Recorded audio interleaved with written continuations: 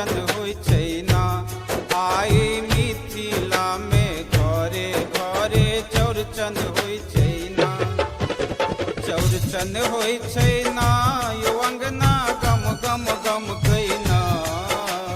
चौरचन होइ छै ना यो अंगना गम गम गम कैना। आई मिथिला में घरे घरे चौरचन होइ छै ना। आई मिथिला में घरे घरे चौरचन होइ छै ना। भादवक इजोरिया में चौरचन होइ छै।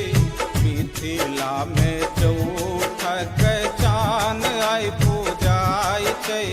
मिथिला में चौठक चान आई पूजाय छै। अहिपन सँ सब हक सजल छै अंगना।